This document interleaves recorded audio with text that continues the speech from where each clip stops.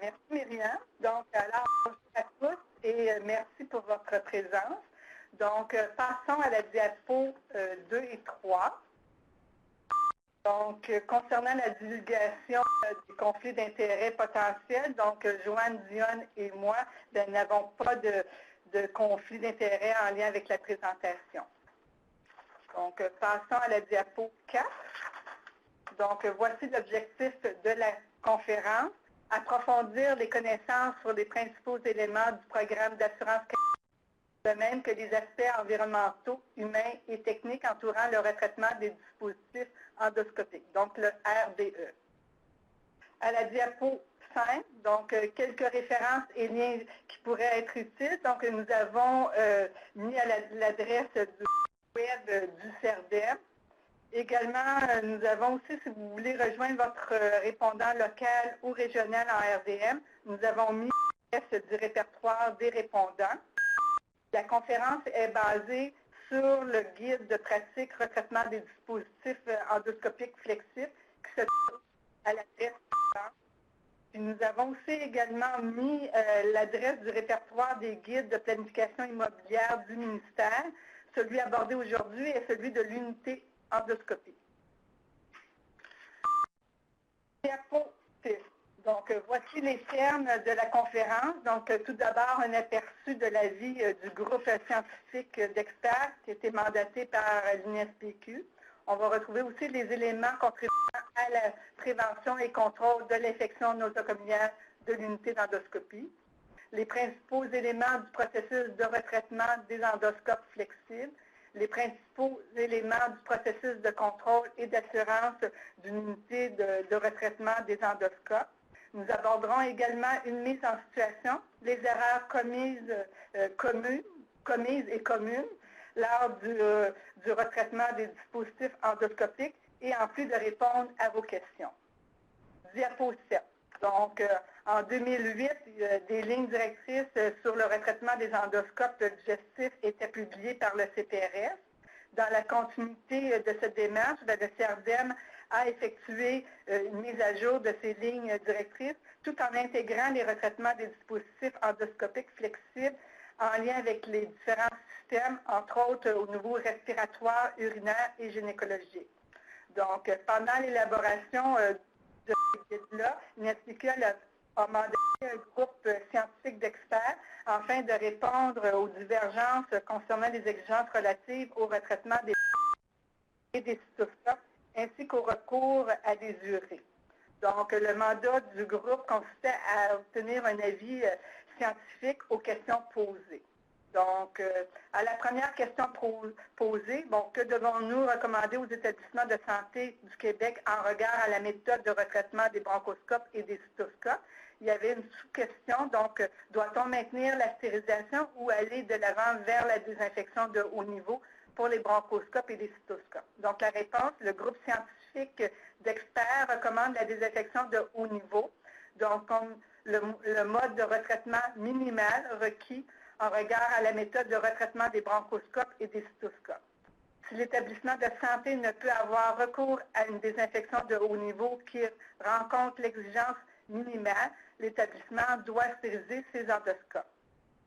Cela dit, pour ces endoscopes, la désinfection doit se faire dans un appareil de désinfection automatique car l'utilisation d'une urée favorise la standardisation des étapes de nettoyage et de désinfection. Donc, si on adopte l'exigence minimale qui est la désinfection de haut niveau, ça doit se faire dans un appareil de désinfection automatique. Concernant la question numéro 2, doit-on permettre à un établissement de confier toutes les étapes de retraitement à une urée en respectant les restrictions particulières de celle-ci? Dans la question, peut-on remplacer les opérations manuelles de brossage et de nettoyage par le recours à une urée pour laquelle l'appareil est conçu pour effectuer ces étapes? Donc, diapo 9, la réponse est compte tenu de peu d'études publiées en ce domaine et des problématiques rencontrées dans certains établissements, le groupe scientifique d'experts recommande que les actions suivantes doivent être respectées à l'étape de nettoyage. Donc, le brossage manuel des canaux doit être fait avant de placer l'endoscope dans l'unité de retraitement, peu importe le type d'urée utilisé. L'irrigation et le rinçage des canaux peuvent être manuels ou automatisés. Ces étapes peuvent être automatisées selon l'appareil disponible au sein de l'établissement, c'est-à-dire soit via un système de nettoyage de type pompe d'irrigation ou directement par une urée si l'appareil est conçu à cet effet. Diapo 10. Pour la troisième question, que devons-nous recommander pour l'entreposage des DE, qu'ils soient digestifs, respiratoires ou urinaires? Donc, la réponse est suivant la désinfection de haut niveau, le groupe scientifique d'experts recommande une durée maximale de 16 jours pour l'entreposage des endoscopes flexibles. Donc, en autant que toutes les conditions optimales d'entreposage soient respectées. Par ailleurs, si des lacunes sont notées au niveau de la qualité d'entreposage, le retraitement au complet de l'endoscope doit être effectué après 12 heures d'entreposage. À la diapo 11, donc la suite de la réponse. Donc, dans le cas des endoscopes flexibles, pour se prévaloir de la durée maximale de 16 jours d'entreposage, il faut que toutes les étapes de retraitement soient respectées, incluant les conditions optimales d'entreposage. Donc, les endoscopes doivent être entreposables dans une armoire réservée à cette fin et possédant les caractéristiques suivantes.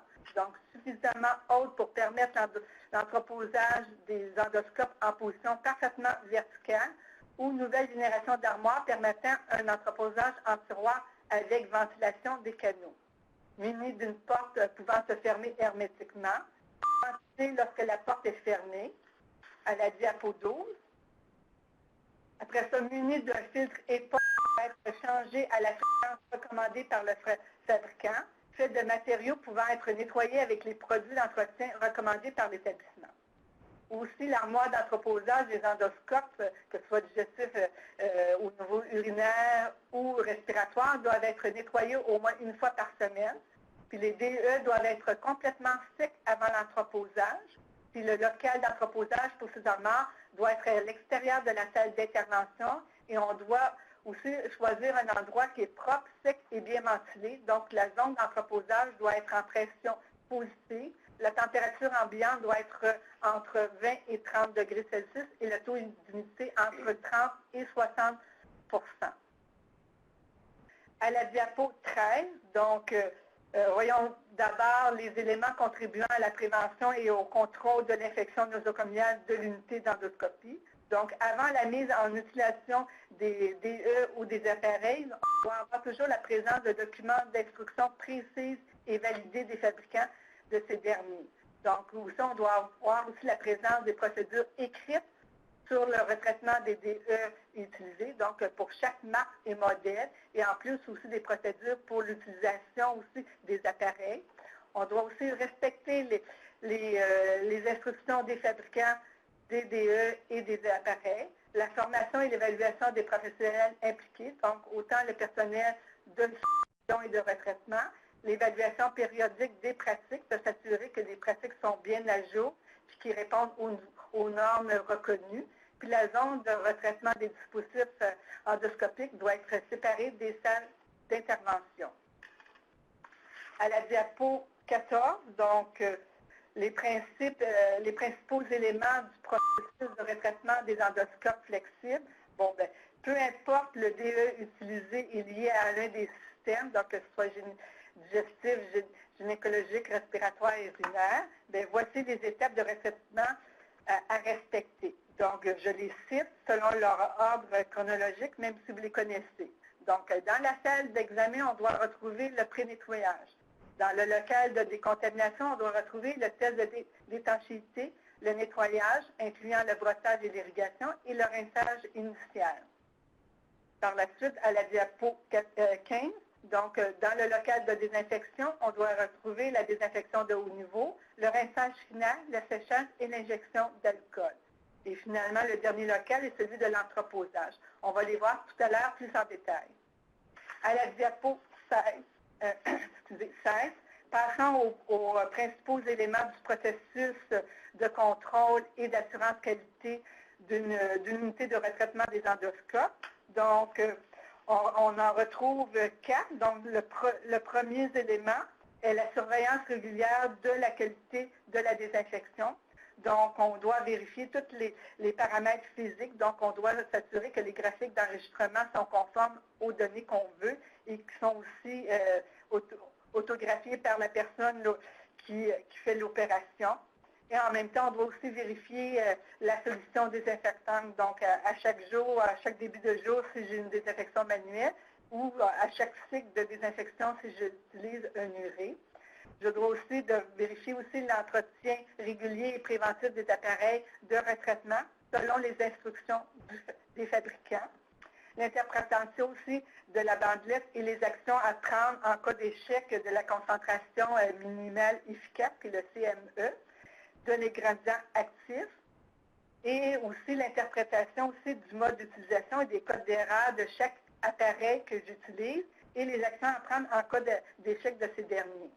Et je dois aussi avoir une procédure de rappel de DE désinfectés à risque, au même titre que j'ai une procédure de rappel pour les DM stérilisés.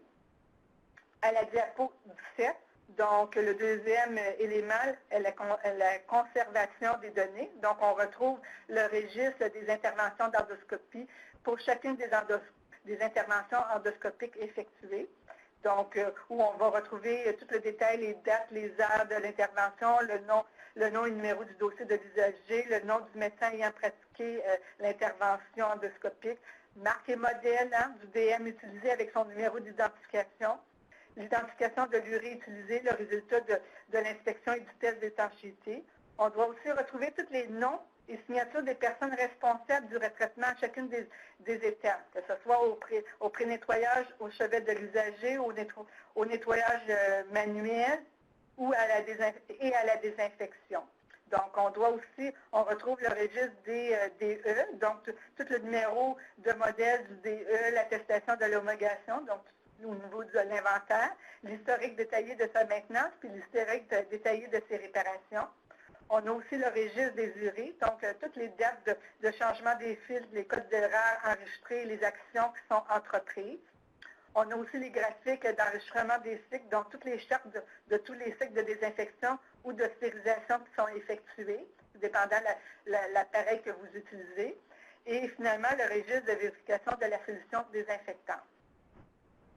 À la diapo 18, donc le troisième élément, qui est le programme d'assurance qualité, on retrouve 4 éléments. Donc, au niveau de la description des qualifications et responsabilités de chacun des acteurs qui sont requis à l'intérieur d'un service où s'effectue le retraitement.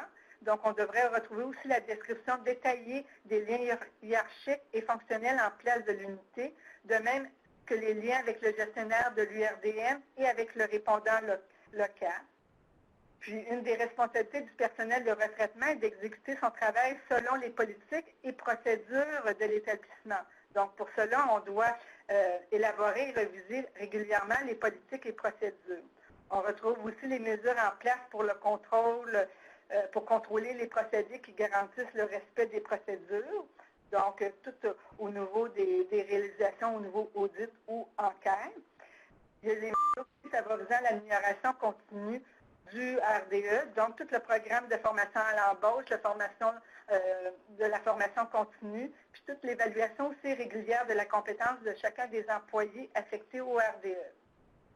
À la diapo 19, donc je vous ai présenté les annexes du guide, donc ce sont des outils qui favorisent et qui facilitent l'application de ce dernier. Elles sont en nombre de 6, donc on retrouve entre autres les fiches complémentaires au devis d'appel d'offres, donc pour les solutions de retraitement, les dispositifs endoscopiques et appareils de retraitement, et aussi les grilles à l'unité d'endoscopie, donc les grilles d'audit qu'on peut retrouver avec les 4 aspects. Donc, passons à la diapo 20. Donc, nous sommes rendus à la mise en situation et je cède la parole à Joanne. Alors, bonjour, on est à la diapo numéro 21 où on cite l'énoncé. Alors, les activités de retraitement de l'unité d'endoscopie sont maintenant sous la responsabilité de l'URDM. Donc, à partir de ce moment-là, la salle de retraitement à la clinique d'endoscopie devient un satellite de l'URDM. Alors, le chef de service de l'URDM doit planifier la réorganisation de ce secteur en tenant compte des lieux, des appareils et des équipements, du personnel de retraitement et des politiques et procédures en matière de retraitement.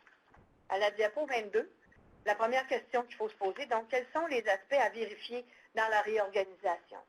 Bien, il y a 4 aspects. Il y a les activités de base reliées au processus du retraitement de l'endoscope, les caractéristiques de l'environnement où s'effectue le retraitement, les pratiques professionnelles reliées à la sécurité des personnes affectées au retraitement et les registres des éléments de gestion documentaire en lien avec le retraitement. Diapo numéro 23, la deuxième question, quelles sont finalement les activités de base reliées au processus de retraitement? Alors, on a les 8 étapes. Ici, on les voit un petit peu plus en détail. Ça, c'est les étapes générales avec les différentes petites étapes. Ce qu'il faut retenir, par exemple, c'est qu'à chacune de ces étapes-là, ça, c'est le minimum à faire. Ça se peut que selon votre modèle d'endoscope et les recommandations, les instructions écrites du fabricant, vous ayez plus d'étapes à faire. Il y a des choses de plus à demander. C'est toujours correct de faire plus, il faut suivre le fabricant, mais ça, c'est vraiment les étapes minimales qu'il faut vraiment suivre. Alors, le pré-nettoyage se fait dans la salle d'examen à la fin de l'intervention. Il faut essuyer la gaine externe du tube d'insertion avec un linge imbibé dans une solution détergente, eau et savon enzymatique fraîchement préparés. Il faut irriguer tous les canaux. Air, eau, succion et biopsie avec la solution. C'est par aspiration souvent qu'on va le faire. On va purger ensuite les canaux par la suite avec de l'air. Et certains DE vont nécessiter l'utilisation d'eau potable à la place de la solution détergente. Il y a certaines compagnies qui ont émis des communiqués pour différents modèles spécifiques où on pouvait faire un pré-nettoyage à l'eau potable. C'est correct. Par contre, il faut faire attention, il faut être capable de gérer cette exception-là. Par souci de standardisation, souvent notre parc d'équipement fait qu'on a ces exceptions avec d'autres types de modèles d'endoscope qui, eux, nécessitent l'utilisation d'une solution enzymatique. C'est toujours mieux de standardiser et aller au plus haut, donc de tout faire vos DE dans une solution enzymatique. Aussi, dépendant de l'urée que vous allez utiliser, l'appareil de retraitement automatique, selon les instructions de ce fabricant-là, cet appareil-là est souvent validé avec un pré-nettoyage avec une solution enzymatique. Donc, vous ne pourrez pas faire votre pré-nettoyage avec de l'eau potable si votre urée a été validée pour un pré-nettoyage avec une solution enzymatique parce que tout le retraitement dans votre urée ne sera plus validé, il ne sera pas valable. La diapo numéro 24, on continue le pré-nettoyage. Si vous êtes avec un duodénoscope ou certains écho-endoscopes pourraient exiger, s'il y a un canal élévateur ouvert, de l'irriguer manuellement avec une solution détergente et le rincer. Pour retirer toutes les parties amovibles du DE, jeter celles qui sont à usage unique, mettre le bouchon d'étanchéité sur l'endoscope, placer l'endoscope et les parties amovibles réutilisables dans un contenant fermé et spécifique au transport du matériel souillé, transporter ce contenant immédiatement dans la zone de retraitement. À la page 25, la suite. Une question en lien avec le pré-nettoyage. Quel est le délai de retraitement entre le retrait du DE de la cavité corporelle de l'usager et le début du pré-nettoyage? Mais il n'y a pas d'attente. Il faut que le pré-nettoyage soit fait immédiatement après le retrait de l'endoscope. Plus le délai entre la fin de l'examen et le pré-nettoyage est long, plus le DE devient difficile à nettoyer. Il ne faut pas oublier qu'on a des liquides biologiques. Si c'est un duodénoscope, il peut avoir des liquides bileux qui sont très adhérents, puis s'ils sèchent dans l'endoscope, on va avoir des problèmes beaucoup à le nettoyer. Diapo numéro 26. Une autre question en lien avec le pré-nettoyage. S'il arrivait durant l'intervention un saignement abondant, il est recommandé de, il faut tremper l'endoscope dans une solution détergente, incluant l'intérieur des canaux, donc ça implique une irrigation, pour une durée d'au moins 1 heure. Ensuite, il faut répéter plus d'une fois en alternance les étapes de nettoyage et de rinçage jusqu'à ce qu'on s'assure qu'il n'y a plus de liquide biologique dans notre endoscope. Il faut suivre aussi les instructions du fabricant. Il y a des fabricants qui nous donnent des instructions spécifiques dans de tels cas, comment retraiter l'endoscope. À la page 27, on est rendu au test d'étanchéité, donc on est dans la salle de retraitement. Dans notre cas ici, avec une situation, c'est le satellite de l'URDM. Alors, il faut effectuer après le pré-nettoyage et avant l'immersion du DE dans la solution détergente en vue du nettoyage. Il faut installer le détecteur de fuite. Ensuite, faire une première détection avant l'immersion, donc à l'air, l'endoscope installé sur le comptoir.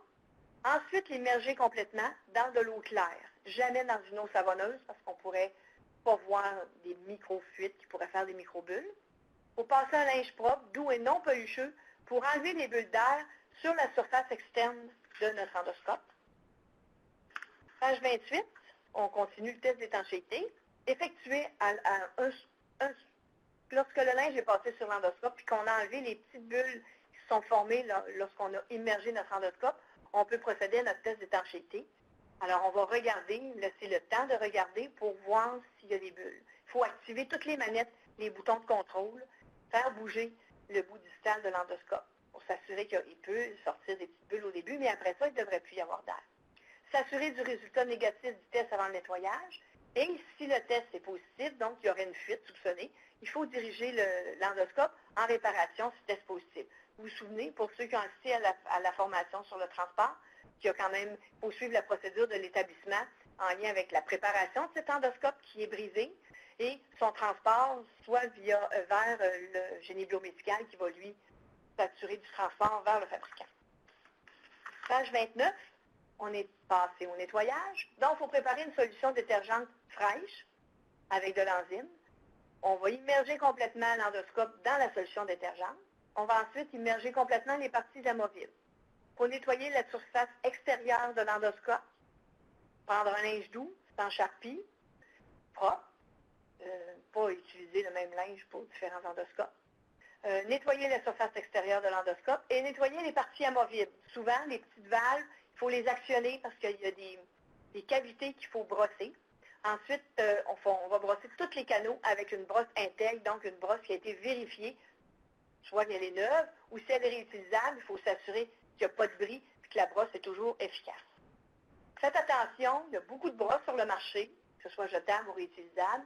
Il faut s'assurer que le poil de la brosse ait une bonne rigidité pour qu'il épouse bien les canaux, mais qu'il soit aussi efficace. Si la brosse est trop molle au toucher, ça ne pourra pas nettoyer comme il faut vos canaux. À la page 30, on a continu le nettoyage. Donc, utiliser une brosse neuve, désinfectée ou stérilisée, compatible avec le DE à nettoyer, pour brosser chaque canal au moins 3 fois.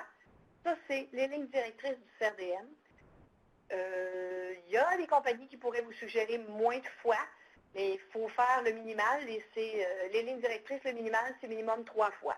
Même si vous avez l'impression que votre brosse, qui est blanche, ne sort pas souillée après un premier brossage, il n'y a pas juste les liquides biologiques qui vont être éliminés avec la brosse. Il y a des débris.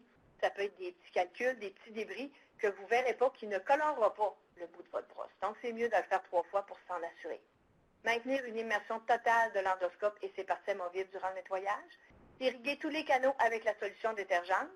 Il faut utiliser un adaptateur pour les endoscopes plus complexes afin d'irriguer les canaux. Donc, c'est un adaptateur qui va être recommandé pour votre modèle d'endoscope. Page 31, on continue. Il faut nettoyer aussi le canal élévateur pour certains duodénoscopes et écho-endoscopes linéaires. C'est bon d'avoir une lampe grossissante pour vérifier votre canal élévateur en l'actionnant, en le relevant, pour voir s'il n'y a pas resté des débris pendant le nettoyage. Et même après le retraitement, on en reparlera aussi pour inspecter votre endoscope. Il faut laisser agir la solution nettoyante le temps recommandé. Et nettoyer les brosses si elles sont réutilisables, les désinfecter. Sinon, on jette les brosses à usage unique à chaque fois. Retirer de l'eau, c'est-à-dire l'endoscope et les parties amovibles, et jeter la solution nettoyante. Si vous utilisez à la diapo 32, si on utilise un système de pompe d'irrigation, il faut que les instructions du fabricant précisent les marques et les modèles de DE pouvant être soumis à ce système. Donc, ils devront avoir été validés avec ce système, ainsi que les adaptateurs à utiliser doivent être aussi validés par le fabricant du système d'irrigation par modèle d'endoscope, pour respecter les instructions du fabricant du système. Donc, il y a une vérification, il y a un étalonnage du volume de liquide à utiliser. Je dois vous avouer qu'il peut y avoir des fabricants qui vont vous dire que vous décidez les temps d'irrigation de votre endoscope, de votre appareil, puis vous décidez les volumes. Ben non, c'est la pompe d'irrigation qui doit avoir validé le volume, parce que ça dépend de la grosseur du canal, puis de la longueur de votre endoscope, et le temps d'irrigation. Même chose pour la pression. La pression à exercer pour chaque marque et modèle de DE doit être respectée aussi. Et la fréquence et la méthode de nettoyage de la pompe et des tubulures doivent être respectées. Il peut y avoir des entretiens à faire sur la pompe réguliers. Ça peut être journalier et même plus.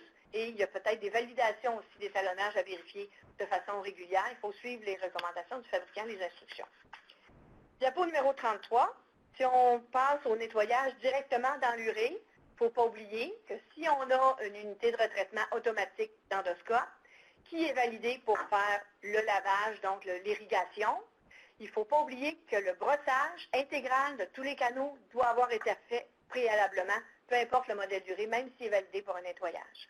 Alors, il faut une confirmation du fabricant de l'urée pour effectuer l'étape de nettoyage et de rinçage initial pour chaque marque et modèle de DE que l'on prévoit soumettre à ce traitement. La disponibilité de la liste des particularités et exceptions des marques et modèles de DE à tenir compte s'il y a lieu. Ça, c'est encore le fabricant de l'urée qui va vous soumettre ça. La validation des instructions du fabricant en lien avec les adaptateurs à utiliser pour chaque marque et modèle à retraiter et une identification claire des adaptateurs pour chaque marque et modèle de DE ainsi que les sites de connexion dans l'urée. Diapo numéro 34. Quel est le délai de retraitement entre le pré-nettoyage et le nettoyage? Bien, c'est le plus court possible afin de faciliter le nettoyage et diminuer les risques de formation de biofilms. Le délai maximal d'attente est de 1 heure. Diapo numéro 35. S'il arrivait qu'une seule étape du pré-nettoyage au chevet de l'usager soit effectuée et que l'EDN demeurait en attente plus de 3 heures, qu'est-ce qu'on fait? Bien, le nettoyage va être pris à partir de la première étape, c'est-à-dire qu'il faut refaire le pré-nettoyage, le test d'étanchéité, le nettoyage et le rinçage initial. Et dans cette circonstance, tremper le DE dans une solution détergente incluant l'intérieur des canaux, donc avec irrigation, pour une durée d'au moins 1 heure et répéter plus d'une fois en alternance les étapes de nettoyage et de rinçage. Et à ce moment-là, il y a quand même un risque de contamination. Alors, il faut faire un formulaire, remplir le formulaire d'AH 223-1 qui doit être complété.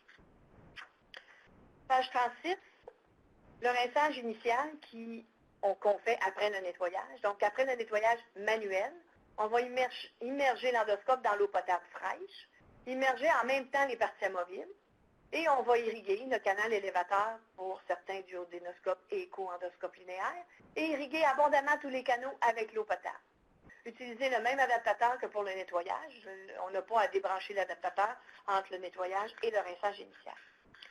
La diapo numéro 37, la fin du rinçage initial, on va retirer l'endoscope de l'eau de rinçage. On va assécher le DE si une désinfection manuelle est prévue. Il faut se souvenir que même si on a l'impression qu'on trempe dans un liquide lors d'une désinfection de haut niveau, il ne faut pas diluer notre solution.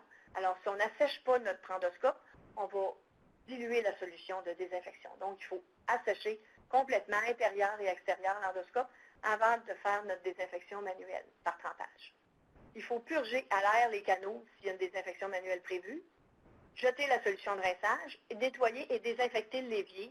L'évier doit être nettoyé et désinfecté, l'évier de nettoyage et de rinçage, entre chaque endoscope.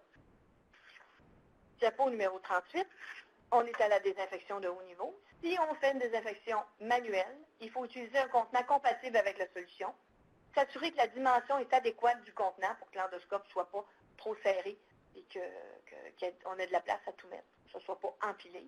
S'assurer que la solution désinfectante a été vérifiée. On parle ici de la concentration minimale efficace.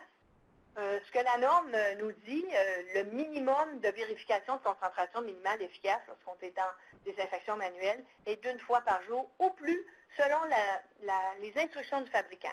Alors, bien lire les instructions du fabricant parce que, franchement, majoritairement, les fabricants qui distribuent des désinfectants de haut niveau demandent la vérification de la concentration minimale efficace à chaque fois qu'on utilise la solution, donc à chaque fois qu'on a trempé un endoscope. Immerger complètement l'endoscope dans la solution désinfectante pour remplir tous les canaux avec la solution désinfectante. Alors là, on va rebrancher l'adaptateur des canaux pour irriguer notre solution désinfectante. Diapo numéro 39. On va remplir le canal élévateur si on a un duodénoscope ou éco-endoscope linéaire. On va immerger les parties amovibles. Et là, il faut bien faire attention, c'est un oubli fréquent. Il faut débrancher l'adaptateur d'irrigation et la seringue d'irrigation de l'endoscope parce que les endroits où il est branché, il n'y a pas de contact avec notre désinfectant de haut niveau. Un désinfectant de haut niveau est un désinfectant de surface. Alors, il va désinfecter la surface avec laquelle il est en contact. Et à ce moment-là, si on le laisse brancher, toute cette partie-là ne sera pas en contact avec le désinfectant. Donc, on débranche tout ça. On immerge les brosses préalablement nettoyées. Si on a des brosses de nettoyage réutilisables, on pourrait les désinfecter à ce moment-là. on place le couvercle sur le contenant et c'est très important de programmer le temps de contact requis. Si c'est 10 minutes, c'est un minimum de 10 minutes, donc il faut vraiment programmer notre temps de contact. On ne peut pas se fier à une horloge ou regarder l'heure parce que l'horloge est peut-être inexacte et il peut arriver n'importe quoi qui fait que vous allez manquer l'heure puis vous n'aurez pas un bon temps de contact. Alors, à la diapo numéro 40, si on fait une désinfection automatisée, alors on va placer le DE dans l'urée, brancher les canaux avec les adaptateurs fournis par le fabricant de l'urée et validés, évidemment. On va brancher le canal élévateur si tel est le cas. On va débrancher les parties amovibles du DE déposer les parties amovibles du DE dans l'urée. On va programmer le cycle selon les procédures locales. En fait, c'est souvent un cycle qui est préprogrammé selon votre modèle d'endoscope par le fabricant. Et on va démarrer le cycle et surveiller son bon déroulement. On va vérifier à la fin du cycle et apposer nos initiales sur la charte lorsque le cycle est complété. Il peut arriver, c'est pas grave, il peut arriver, dépendant de l'urée que vous utilisez, il y a des urées qui vont utiliser une solution à usage unique de désinfectant. Il y a des urées qui vont vérifier la concentration minimale efficace. Automatiquement, ils vont vous donner le résultat sur votre sortie imprimée. Mais il y a des urées qu'il va falloir vérifier la concentration minimale efficace avant de partir votre cycle. Diapo numéro 41. Quel est le délai écoulé entre le début du nettoyage du DE et sa mise en place pour la désinfection de haut niveau? Le délai ne devrait pas dépasser 30 minutes. Quel est le délai entre la fin du cycle de l'urée et sa sortie, le plus court possible? Il faut penser, même si l'urée a un cycle d'air comprimé dedans avec un peu d'alcool, il n'est quand même pas complètement sec, l'endoscope, et il reste humide et il peut avoir des risques de recontamination. Donc, il faut le sortir rapidement, pas le laisser enrouler avec de l'eau dedans. Le délai ne doit pas dépasser 1 heure. Diapo numéro 42. Lors de l'utilisation d'une gaine de protection, ici on parle, il y a certains endoscopes qui vont être utilisés avec une gaine de protection. Il y a les sondes endocavitaires aussi qu'on va utiliser avec une gaine de protection. Les gens ont tendance à penser qu'on n'aura pas besoin de faire une désinfection de haut niveau entre chaque examen puisque la sonde est protégée par une gaine de protection. Mais c'est faux parce qu'il pourrait avoir un bris et il faut désinfecter l'appareil. Donc, il est recommandé de procéder à une désinfection de haut niveau quand même entre chaque examen. Leur usage ne diminue pas le niveau de désinfection requis. Diapo numéro 43, le rinçage final. Si on a fait une désinfection de haut niveau par trempage manuel, on a un rinçage final à faire manuellement. Alors, on va utiliser une méthode aseptique pour le retrait, donc l'hygiène des mains, des ports de gants propres. Il faut penser d'avoir les bons gants pour le bon désinfectant. Si on ne peut pas prendre n'importe quel gant, il faut suivre la recommandation du fabricant du désinfectant de haut niveau. On va retirer l'endoscope du contenant de trempage. On va retirer les parties amovibles, les brosses, votre adaptateur d'irrigation et votre seringue aussi. On va rebrancher l'adaptateur et la seringue. On va éjecter de l'air dans tous les canaux pour éliminer le surplus de solution désinfectante. Et ensuite, on va immerger le DE, ses parties amovibles et les brosses, si les brosses de nettoyage ont suivi parce qu'ils étaient réutilisables, dans un contenant d'eau stérile ou purifiée, une eau exempte de bactéries. Souvent, c'est une eau à filtration submicronique, comme une eau osmosée ou à 0,2 microns. Utilisez un contenant stérile ou désinfectant. La diapo numéro 44, on est toujours au rinçage final manuel. Si on a un duodénoscope, la recommandation est souvent d'utiliser de l'eau stérile pour l'irriguer. On va irriguer abondamment tous les canaux avec de l'eau. Utiliser l'adaptateur de canaux déjà en place, qu'on a remis en place. Irriguer le canal élévateur du duodénoscope et de l'écho-endoscope linéaire. Il ne faut pas oublier que cette partie de rinçage-là, en général, on va demander 3 rinçages dans une quantité d'eau abondante qu'il faut valider avec le fabricant du désinfectant. Ce n'est pas juste un rinçage, il faut reprendre la technique 3 fois dans une grande quantité d'eau. Il ne faut pas réutiliser cette eau. Le rinçage final dans une urée automatisée, il faut juste surveiller le bon déroulement du cycle de rinçage. S'il n'y a pas eu de code d'erreur, le rinçage devrait être adéquat lors de la fin du cycle. Selon le cas, dépendant de votre urée, il y a des urées qui ont des temps de rinçage automatisés, qui sont validés en industrie et qui respectent justement le rinçage abondant du désinfectant de haut niveau. Il y a d'autres urées, je parle un peu plus des vieux modèles, là, qui, eux, vont avoir des temps de rinçage différents, dépendant modèle d'endoscope. Alors, il faut vraiment vous demander à votre fabricant de l'urée, avec vos modèles d'endoscope, les temps de rinçage requis et programmer l'urée en conséquence. C'est bien important. Diapo numéro 46, le séchage et l'injection d'alcool. Si c'est une désinfection manuelle, donc c'est un séchage manuel après une désinfection non automatisée, on va purger les canaux avec de l'air comprimé de qualité médicale. La pression recommandée par le fabricant du DE. Il faut bien faire attention parce qu'à l'intérieur des canaux, il y a un maximum de pression qui peut être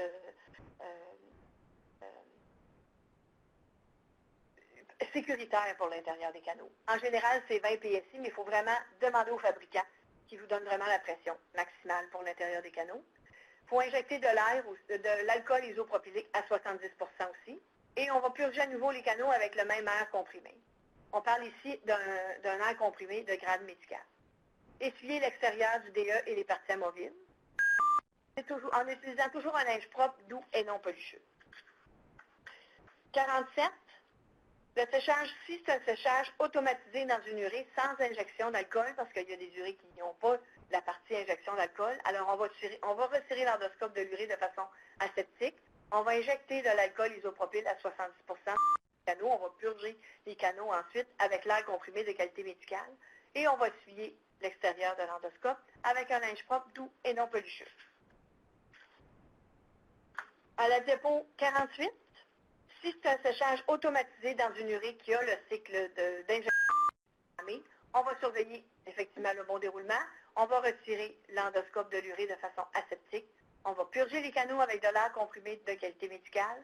On va essuyer l'extérieur du DE en utilisant un linge propre, doux et non pelucheux. À cette étape, avant de passer à l'entreposage, il faut l'inspecter, notre endoscope. Autant l'extérieur qu'au bout distal. Si vous avez un duodénoscope ou un écho-endoscope, qu'on a un canal élévateur, il faut regarder s'il n'y a rien coincé dans le canal élévateur.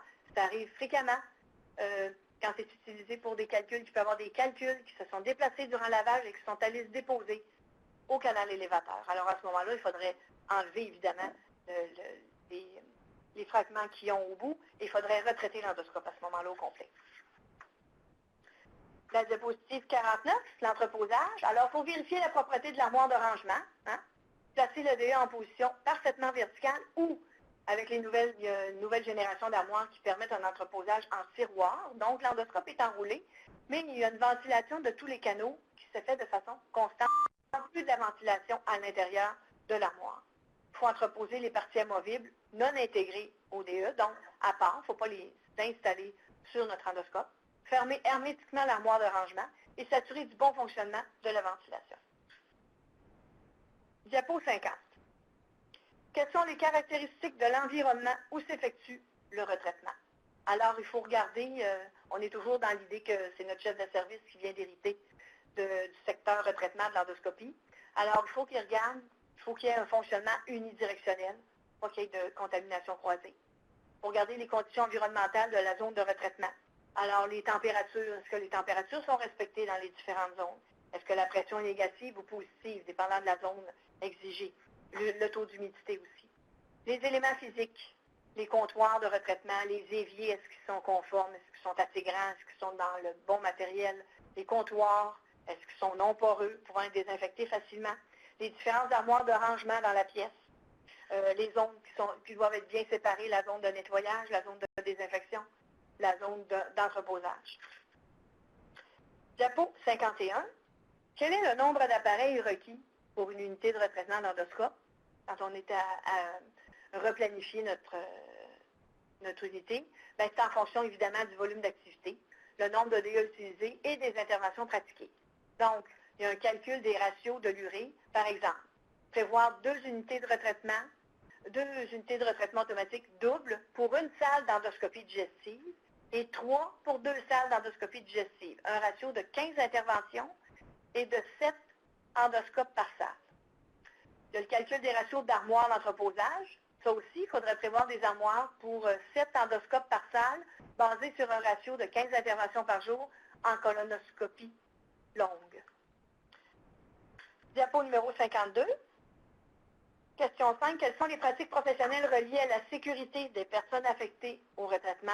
Eh bien, il y a tout l'équipement de protection individuelle. Il faut s'assurer qu'ils ont le bon équipement, qu'il est disponible, qu'il est au bon endroit dans la salle pour qu'on ait un endroit pour les revêtir et les enlever. Protection du personnel affecté au retraitement contre les pathogènes transmissibles. C'est important ça aussi.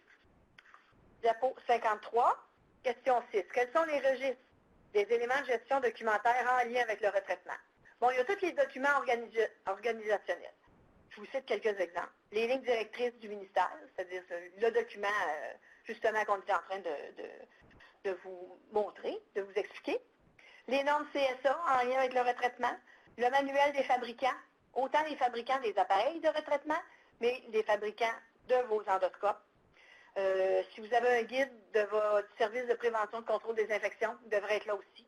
Ensuite, les politiques internes du service, les politiques aussi de votre établissement, politique générale, les procédures du service, les guides d'utilisation, les registres, les différents registres, autant de vos endoscopes, de votre désinfection de haut niveau, les calendriers des entretiens et les réparations, et les programmes d'éducation et programmes de formation.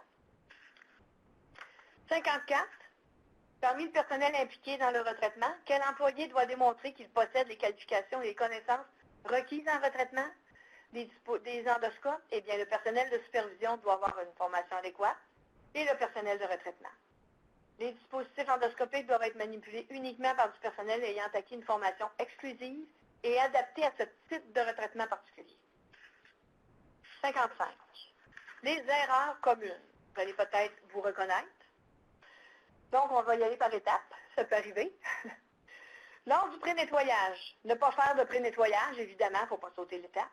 Le retard dans l'exécution du pré-nettoyage, on a parlé des liquides biologiques qui peuvent sécher à l'intérieur des canaux. Ne pas l'exécuter correctement. Donc, on n'essuie pas notre tube d'insertion, il n'est pas bien nettoyé. Notre détergent n'est pas aspiré. Une mauvaise concentration de notre détergent enzymatique ou absence de détergent enzymatique. Le canal auxiliaire ou élévateur ne sont pas irrigués. Les valves ne sont pas retirées et ou les adaptateurs ne sont pas utilisés. L'éponge, le linge ou la solution sont réutilisés. Il ne faut pas faire. Bouchon d'étanchéité n'est pas attaché ou n'est pas inspecté. Un mauvais transport de l'endoscope. 57. Lors du test d'étanchéité, omettre le test d'étanchéité et inspection visuelle de l'endoscope. Donc, le rythme de travail serait trop rapide. Utiliser un appareil de d'étanchéité qui est non validé par le fabricant du DE. Oubliez de mettre le bouchon d'étanchéité avant l'immersion. Utiliser un connecteur de l'appareil de détection d'étanchéité défectueux ou mouillé. Effectuer une pressurisation incomplète. Ne pas submerger complètement l'endoscope. 58. Lors du test d'étanchéité, procéder au test d'étanchéité de 2 endoscopes simultanément dans un évier double. Des fois, pour sauver du temps, on serait porté à faire ça. C'est pas une bonne idée. On peut manquer des choses, on peut sauter des étapes, on peut endommager les endoscopes. Utiliser un évier trop petit pour réaliser le test correctement et ça nous permettrait de ne pas voir les bulles d'air. Ne pas passer un linge pour enlever les bulles d'air sur l'endoscope qui se sont déposées lors de l'immersion de l'endoscope, qui pourrait interférer avec les vraies bulles s'il y a une fuite. Ne pas effectuer une manipulation avec les manettes et les boutons. Laisser les valves en place durant le test, les fissures ne seront pas détectées. Utiliser une solution enzymatique plutôt que de l'eau claire pour nous empêcher de voir les bulles qui pourraient s'échapper si on a une fuite. Un manque de formation ou une formation incomplète du personnel. 59. Lors du nettoyage, les erreurs communes. Un non-respect du temps requis entre les étapes. Reporter le pré-nettoyage doit être fait immédiatement après l'utilisation chez un usager. Reporter le nettoyage plus de 3 heures après le pré-nettoyage. Ne pas faire la procédure de retraitement retardée. Un problème avec la solution enzymatique. Pas approuvé par Santé Canada. Réutilisé plus d'une fois. Une mauvaise concentration dans l'eau. Mauvaise température de l'eau. Un temps de contact non respecté. Diapo 60, encore lors du nettoyage, une manipulation inadéquate, donc une immersion non complète, brossage, irrigation et rinçage incomplet, des objets coupants dans l'évier avec l'endoscope, c'est pas une bonne idée, on peut endommager la gaine assez rapidement, empilement des accessoires ou des endoscopes, une pression manuelle trop forte, mauvais adaptateur de nettoyage. 61, lors de l'utilisation des brosses des canaux non performants, brossage, un mauvais calibre, un diamètre de la brosse trop petit ou trop grand, une brosse réutilisable trop usée, des brosses jetables réutilisées. Le risque associé à la contamination. Donc, réutilisation de la même brosse sans la désinfecter ou la stériliser entre chaque procédure. On parle de brosse ici réutilisable. Une brosse réutilisable mal retraitée après utilisation. L'utilisation d'une brosse jetable, la réutilisation. Diapo 62, lors de l'utilisation des brosses, risque associé au coût de réparation. Les brosses endommagées, pliées, tordues, qui peuvent conduire à un risque de bris des canaux. L'utilisation d'une brosse inappropriée à un canal particulier. Diapo 63, lors de la désinfection manuelle ou automatique, le test de concentration minimale efficace n'est pas effectué selon les instructions du fabricant. Il faut bien lire sur la bandelette, sur la boîte de la bandelette. Il y a des temps requis minimales d'attente avant de faire notre lecture. Il ne faut pas dépasser, des fois, un certain temps parce qu'on pourrait avoir une mauvaise lecture. La bandelette test utilisée pour la concentration minimale efficace n'est pas validée avec la solution désinfectante utilisée. Faire attention, les bandelettes sont validées pour différents types de désinfectants et différentes concentrations de désinfectants. Si vous n'avez pas la bonne bandelette, vous ne pourrez pas vérifier votre concentration efficacement. Les adaptateurs utilisés lors de la procédure de désinfection ne sont pas validés par le fabricant. On utilise des adaptateurs modifiés avec des réparations maison. Lors du trempage, les adaptateurs ne sont pas débranchés dans la solution désinfectante. Lors de la désinfection manuelle, le temps de contact est estimé 100 minuteries pour valider. 64. Encore lors de la désinfection. Lors d'une désinfection manuelle, tous les canaux ne sont pas purgés entièrement avec de l'air avant de retirer le DE du désinfectant. On va avoir des résidus de désinfectant, mais on va mal rincer après. Le produit sont employés même si la date d'utilisation est expirée. On parle du désinfectant ici, ou même de la bandelette. Il faut vérifier souvent. La bandelette a une date d'expiration aussi. C'est très important, c'est souvent oublié. La solution désinfectante utilisée ne comporte pas de DIN. Il n'y a pas de séchage du DE après la désinfection de haut niveau. Et le personnel entrepose le DE à main nue. 65. Lors de l'entreposage. Entreposage dans une salle d'examen. Les armoires d'entreposage sont non conformes. Donc, elles ne sont pas ventilées. Conçues de matériaux non conformes, donc poreux. Calendrier d'entretien non conforme aux normes ou non respecté. L'entretien carrément pas fait.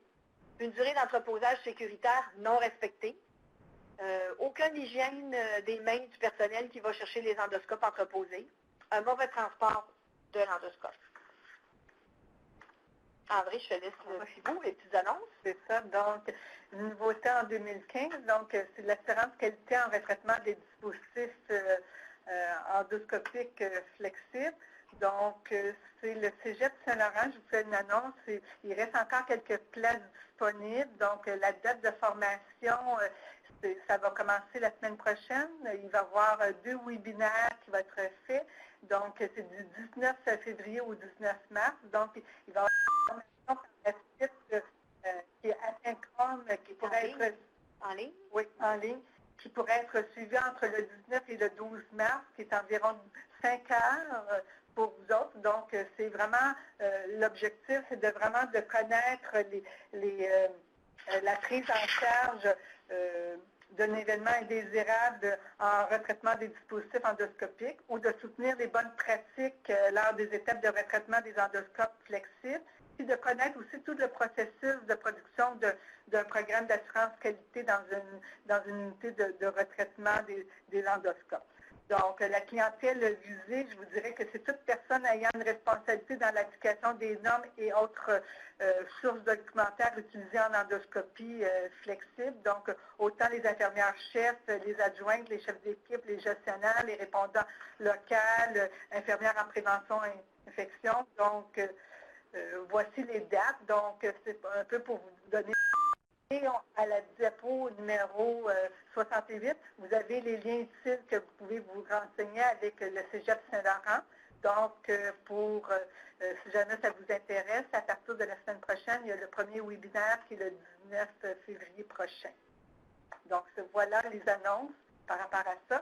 Donc, je vous remercie pour votre participation, puis on va commencer à répondre à vos questions. Merci beaucoup, Mme Pelletier. Comme Mme Pelletier vient de le dire, nous allons vous invite à continuer d'utiliser le chat et téléphonique pour ceux qui voudraient leur...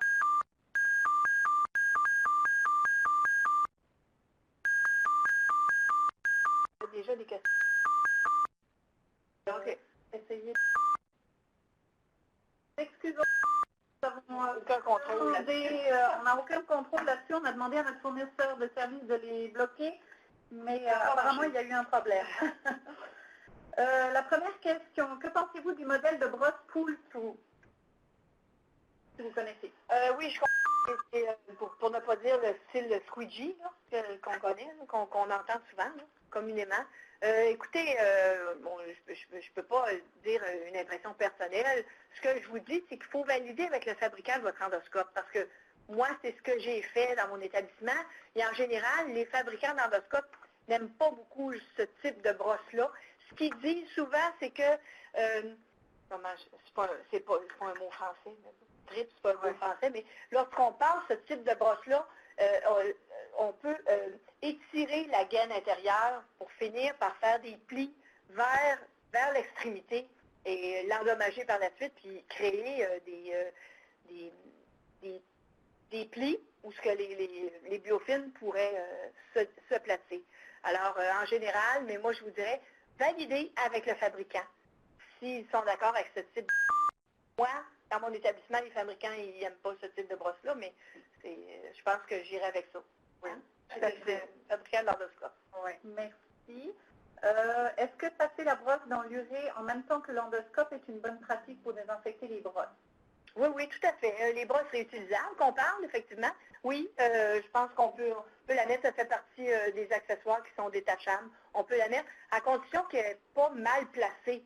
Et souvent, c'est les brosses en métal, les brosses réutilisables. Alors, il ne faudrait pas là, que par frottement, à cause de l'agitation de l'eau, qu'elle abîme, elle, la gaine extérieure de l'endoscope. Il y a des établissements qui vont faire comme un cycle à vide, je vous dirais, sans endoscope, et qui vont faire quelques brosses de nettoyage réutilisables, 4-5 dans la cuve, toute seule, sans endoscope. C'est peut-être plus sécuritaire parce qu'avec le mouvement de l'eau, peut-être qu'on pourrait égratigner. Mais au niveau des infections, c'est correct, mais peut-être faire quelques brosses à part, puis ensuite faire les endoscopes. Souvent, la brosse va être mise avec les parties amovibles. Ouais. Donc, dans un conteneur pour vraiment éviter le contact avec la gaine de l'endoscope.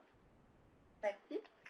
Quand on parle de brosse à usage unique, c'est vraiment une brosse pour un endoscope ou cette brosse est jetée une fois que le nettoyage est terminé?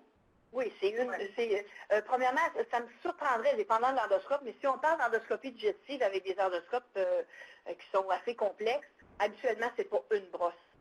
Ça va être une brosse par canal. Dépendant du canal, j'ai rarement vu des gros endoscopes digestifs où on avait juste une brosse à utiliser. Souvent, il y a plusieurs brosses dépendant des canaux. Mais effectivement, un coup que cette brosse-là a été utilisée dans l'endoscope, c'est terminé. Après, même si elle a l'air super belle, on n'est pas supposé de la réutiliser, il faut la jeter. Que devons-nous faire si le délai entre le pré-nettoyage et le nettoyage est de 2 heures? Non, mais c'est pour répondre un peu à vos questions. C'est ça, mais non, on n'attend pas 3 heures. C'est un peu pour vous donner des délais, hein, des délais parce que, bon, lorsqu'on est en horaire régulier, hein, dans notre fonctionnement, on ne devrait jamais dépasser. Si on dépasse 1 heure, il faut voir notre façon de faire parce que on n'est pas correct qu'il y ait autant d'attentes par rapport à ça. Lorsqu'on arrive dans les horaires en dehors de nos heures régulières, c'est ça le soir, les fins de semaine, etc., on vous dit, regardez, quand c'est 2 heures, là, pour moi, c'est tout près du 3 heures. Là. On vous donne une méthode de retraitement retardé. Donc, si j'ai un trapage, ben c'est ça. Si j'ai utilisé un endoscope puis j'ai passé, je suis dans mes heures d'ouverture de mon unité, puis qu'il va rester sur un comptoir, bien écoutez, on doit effectivement passer par le retraitement au complet, le pré-nettoyage, le test d'étanchéité, le nettoyage. Dans le nettoyage, ben, on doit le laisser au moins 1 heure de temps, suivi avec le brossage, irrigation, rinçage. Assurer que s'il y a des sèchements à l'intérieur, qu'on puisse vraiment le diluer puis le déloger de la partie par rapport à ça. Donc, posez-vous des questions que si vous prenez plus qu'1 heure dans vos horaires régulières, vous avez à revoir votre fonctionnement, puis que si c'est en dehors des heures régulières, puis qu'il a été laissé traîner sur un comptoir, bien là, vous faites la pratique au niveau du retraitement retardé. Merci. Lorsque vous dites désinfection manuelle, est-ce que ça veut dire une désinfection sans laveur? Oui, tout à fait. C'est à l'extérieur. À ce moment-là, on n'utilise pas un appareil de désinfection automatique. On est avec des bacs là, de trempage manuel. Oui. Une question, que devons-nous faire si un scope utilisé a été laissé sans qu'il soit retraité pendant plus que 3 heures? Bien ça, oui, mais je vous dirais aussi, dépendant des compagnies, je ne la nommerai pas, là, ils ont des procédés, eux autres, de trempage encore plus longs, où ils vont vous suggérer une façon de le nettoyer aussi. Vous pouvez vous fier aux fabricants aussi des endoscopes. Peut-on utiliser un gastroscope pour faire une colonoscopie ou l'inverse, une colonoscopie avec un gastroscope? Ben oui, c'est une pratique courante, je vous dirais. Souvent, le médecin va prendre le même endoscope pour faire la gastro, puis ensuite pour faire une petite colono courte ou quoi que ce soit. C'est une pratique courante. Ce qu'il faut espérer, c'est qu'il commence par la gastro avant de faire la colono.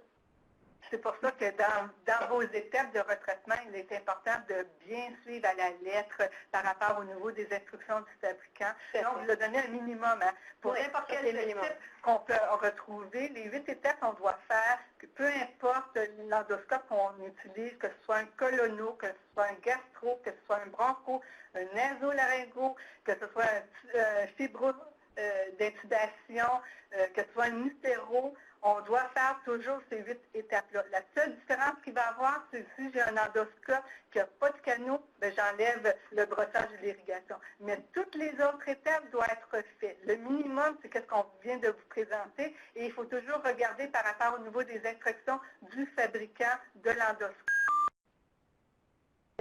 Pour les prochaines réponses, s'il vous plaît. Un canal élévateur. C'est un canal où il y a un guide pour que l'endoscope puisse réfléchir. Hein? Donc, quelque chose comme ça. On le voit au bout, il y a une pièce de métal qui se rabaisse et qui se ferme. Ouais. C'est au bout de l'endoscope. Ouais. C'est seulement l'endoscope, c'est ça. C'est seulement les duodénoscopes et les échos endo linéaires que vous allez avoir ces canaux-là. Ce canal-là. Est-ce que nous pouvons entreposer le scope dans l'armoire avec un foam protecteur de l'embout du scope? Ben, je dirais oui puis non, dans le sens que ce foam-là soit réutilisé pendant des siècles et des siècles. Là, tu sais? Je veux dire, si on ne peut pas jamais nettoyer ce foam-là, on ne peut pas le désinfecter.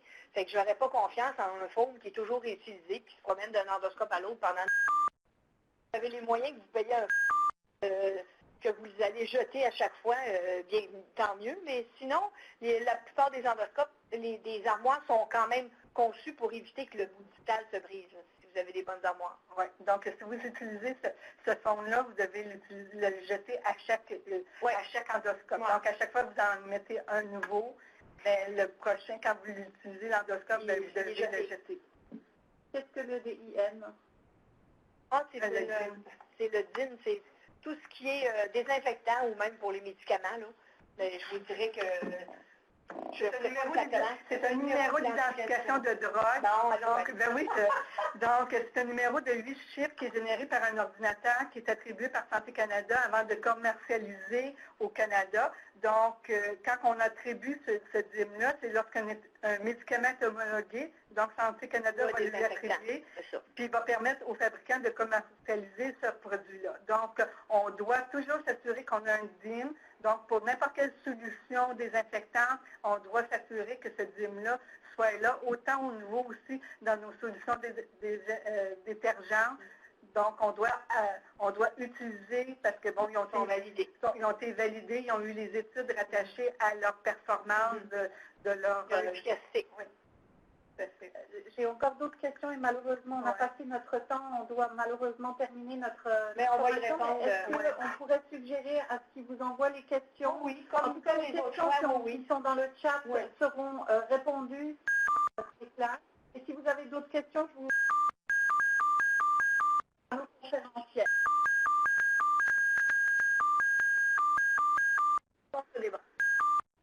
Je termine donc cette série de formations. Je vous invite à 9 avril pour une conférence sur la gestion des éclosions DACD, qui va être le docteur Yves Longtemps. Je vous rappelle donc aussi de vous inscrire lorsque le lien vous sera envoyé par courriel. Je vous remercie infiniment, Madame Dionne, Madame Pelletier, pour ces présentations sur le RDM très intéressantes. Et je vous souhaite à tous une très très belle journée. Merci beaucoup. Bonjour. Au revoir. Merci.